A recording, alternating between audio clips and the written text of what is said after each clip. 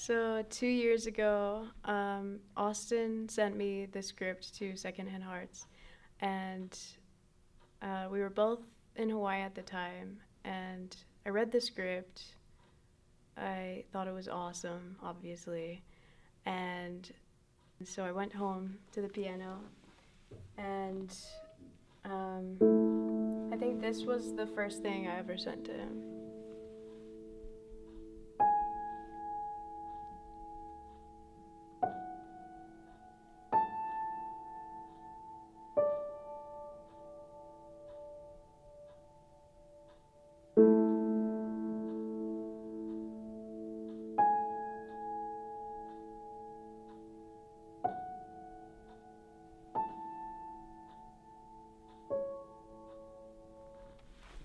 And that ended up being Ben and Emily's theme.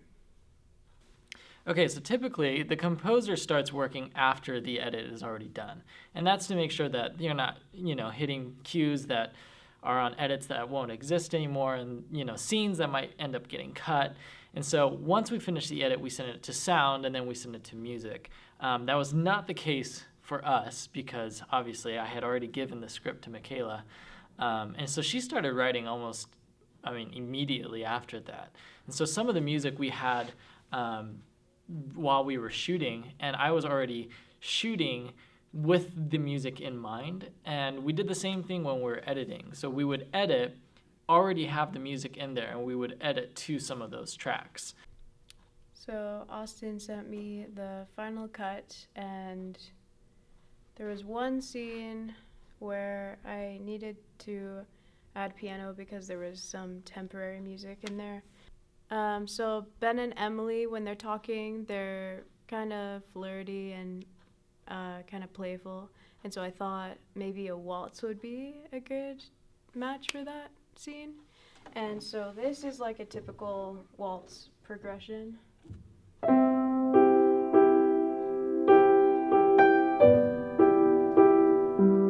And then this part I thought would be, it's kind of like a playful melody.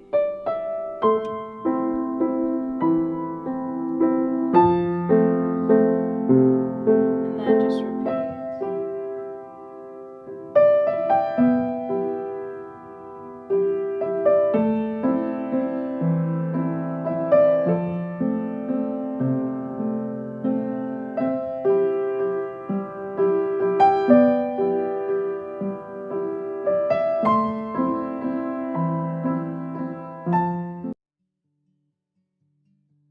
Okay, so if it were me watching this right now, I feel like one of the questions I would have, which I do have, and I've asked her before, is how do you actually come up with the songs? You have the material, the video, whatever that you're watching, but like when you actually sit down and watch the music, like how do you actually come up with the melody or like the feeling? I think I just try to feel.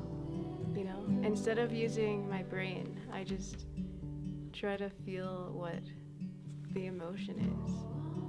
And like when I wrote, because I wrote stuff before the film, and like I hadn't seen anything or anything, but I just felt like after I read it, I kind of knew like the feeling that they were feeling. I don't really know how to describe it. Okay, because I will say this. Every single time Michaela would send me a new track, it was so perfect to the mood that it was really like, okay, so this is it. That's done. I think most of the issues that we had were like recording issues, which, is not really her fault. Well, it is. It is. But most of the time, the music was exactly what I wanted. Austin only knew, I had only like sung in front of Austin. I hadn't really done anything else except for one other piano thing, but it was just so like over my head, like not fathomable to me that I would ever like do music for an entire movie. It wasn't until I started sending him stuff and him giving me really good feedback about it that I felt like, oh, maybe I can do it. when he said, "Congratulations on finishing your first movie score," I was like, what? No way, that's crazy. Like, I would have never even thought that I would have done that, but I never think that I can do big things.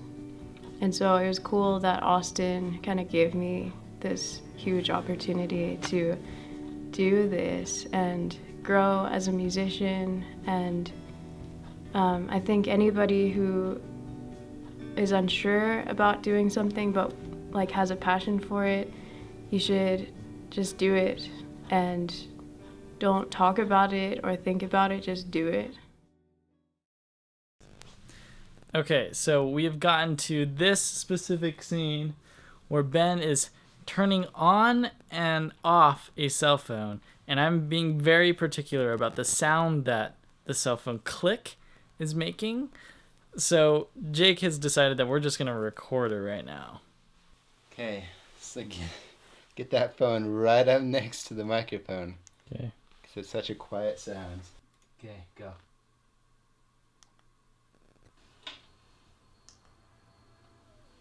How does that sound? Austin, you like it? Perfect. We got it.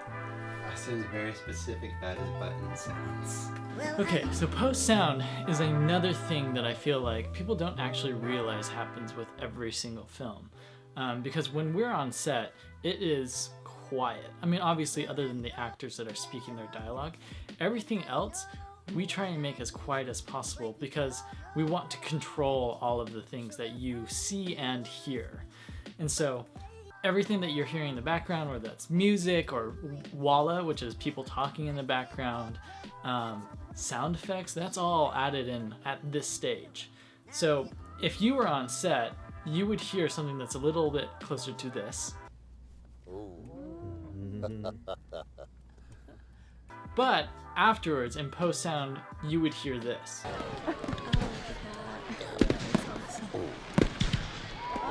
So everything is put in afterwards, except for, the people talking. But even then, sometimes we do ADR, which is what we're doing next. You can talk about anything. I was gonna say, you can eat the uterus after. Or the placenta. You don't eat the uterus. Or not the uterus. You eat the or placenta. that's what I meant. It's like... Okay, so Jericho is here because we have to do some ADR. And ADR stands for... Automatic... Attention deficit. Yeah, there you go. No. See, I know it as after dialogue replacement. It could be that as well. I don't know. This is one of those things. It could be either way. It could be one, it could be the other. Who knows? So Jericho's going to be doing some ADR because in this scene, Jericho is like kind of talking in the background, but we can see him talking. So when we went to go pull up the background, turns out he wasn't saying anything at all. Yeah. So Okay. I don't know how exactly that happened. He was just pretending to talk. We actually need him to talk, so he's going to be saying some stuff. Yeah, we can practice. I got a lot of lube in the back of my car, and we can trade rolls, and then we can massage each other. So if we can put comfortable in during while he's mouthing that, I wonder if that will fit. Let's see. We can start tonight if you'd like, whenever you're comfortable with. Okay, take two because I think Jericho came up with something that is going to fit. Yeah, and so I can offer you my services for free. It's just you gotta pay for the Vaseline and the car, and we can do everything in the back seat. I mean, it's gonna be slippery, but Thanks, Jericho. Bye. Since we're mixing for a theater, we have a lot of different speakers that we can put our sounds into. So right now we can decide what sounds go in the center speaker and which ones go in the surrounds. And that's what we're kind of playing around with for this Japanese scene. This is the center channel. This is where most of your dialogue goes in. These are your left and right speakers.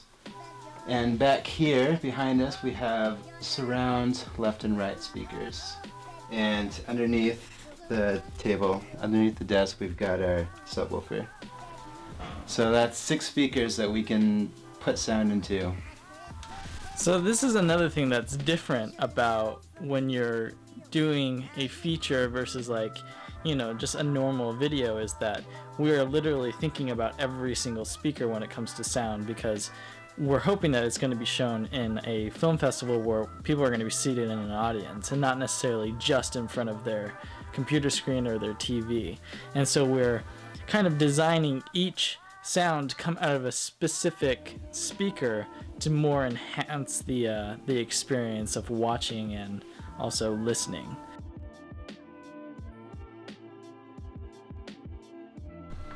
So right here you can see there's a clothing track. There's a few footsteps tracks right there. Up here we have all of our music in purple, pink. Well, as you can see, there's quite a bit of tracks in the ends, like in the master session. Down here we see all the ambience tracks, which is quite a bit. We had some pretty awesome editors on that. This is the last scene before we watch everything all over again for the last time.